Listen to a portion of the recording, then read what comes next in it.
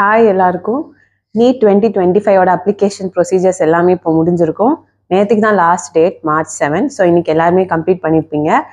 என்டிஏலேருந்து ஒரு நோட்டிஃபிகேஷன் இப்போ வெளியே வந்திருக்கு. அதில் என்ன சொல்லியிருந்தாங்க அப்படின்னா, ரெஜிஸ்டர்ட் கேண்டிடேட்ஸ் எல்லாரையுமே அவங்களோட பர்டிகுலர்ஸை செக் பண்ண சொல்லியிருக்காங்க. அதுக்கான டியூரேஷன் 3 days டைம் கொடுத்துருக்காங்க. ஆல்ரெடி நான் லாஸ்ட் வீடியோவில் இதை பற்றி சொல்லியிருந்தேன். ஸோ March 9, 10, 11 இந்த 3 டேட்ஸுமே இல்லை ரெஜிஸ்டர்ட் கேண்டிடேட்ஸ் எல்லாருமே அவங்களோட பர்டிகுலர்ஸை செக் பண்ணி கரெக்ஷன் எதுவும் இருந்துச்சுன்னா பண்ணலாம் அப்படின்னு சொல்லியிருக்காங்க. இந்த லாஸ்ட் டைம் பார்த்தீங்கன்னா March 11 அன்னைக்கு நைட் 11:50 PM வரைக்கும் தான் டைம் இருக்கு. ஸோ இந்த டைமுக்குள்ள உங்க பர்டிகுலர்ஸ் எல்லாமே நீங்கள் கேர்ஃபுல்லாக செக் பண்ணி கரெக்ஷன்ஸ் எதுவும் இருந்தால் பண்ணிக்கோங்க. அண்ட் தென் ரொம்ப இம்பார்ட்டண்ட்டான விஷயம் என்னன்னா, இந்த கரெக்ஷன்ஸ் பண்ணுறதுக்கு இவங்க கொடுத்துருக்குற இந்த டைம் இருக்குல்ல, இது ஒன் டைம் மட்டும்தான். இன்னொரு தடவை நமக்கு கரெக்ஷன் பண்ணுறதுக்கு எந்த ஒரு வாய்ப்பும் கிடையாது. ஸோ கொஞ்சம் சீரியஸாக கேர்ஃபுல்லாக எடுத்து செக் பண்ணுங்க. ஸோ இப்போ கரெக்ஷன் பண்ணுறதுக்கு அப்படின்னு பார்க்கும்போது எல்லாத்தையும் கரெக்ஷன் பண்ண முடியும் அப்படின்னு நீங்கள் நினைக்க வேணாம். ஏன்னா அவங்க எந்தெந்த பர்டிகுலர்ஸ் எல்லாமே கரெக்ட் பண்ணலாம் அப்படின்றதையும் மென்ஷன் பண்ணியிருக்காங்க.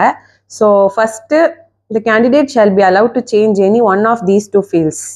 ஒன்று வந்து ஃபாதர் நேம் குவாலிஃபிகேஷன் ஆக்குபேஷன், இன்னொன்று mother name and qualification and occupation. So இதில் ஏதாச்சும் ஒன்று மட்டும் தான் நம்மளால சேஞ்ச் பண்ண முடியும், ரெண்டையுமே சேஞ்ச் பண்ண முடியாது. அடுத்தது, candidates shall be allowed to change all the following fields.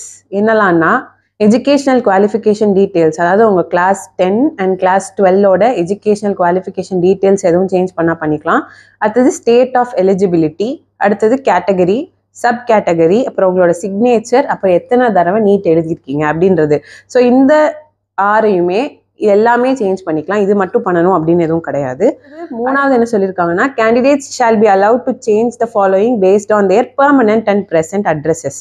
So இப்போ உங்களுக்கு இருக்கக்கூடிய பெர்மனன்ட் அட்ரஸ் இருக்குல்ல, அதுக்கு தக்கன நம்மளோட எக்ஸாமினேஷன் சிட்டியையும் சேஞ்ச் பண்ணிக்கலாம். ப்ளஸ் நீங்கள் எந்த மீடியமில் எக்ஸாம் எழுதணும்னு நினைக்கிறீங்க, இங்கிலீஷ் ஆர் தமிழ் அப்படின்றது, அதையும் நம்ம சேஞ்ச் பண்ணிக்கலாம்.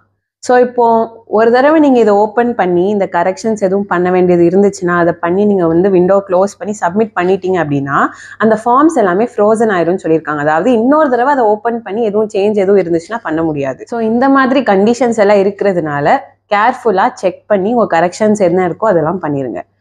ஸோ ப்ரிப்பரேஷன்ஸ் எல்லாமே சூப்பராக போயிட்டுருக்கும். ஸோ இந்த நீட் 2025 சூப்பராக எழுதுறதுக்கு எல்லாத்துக்குமே ஆல் த பெஸ்ட்.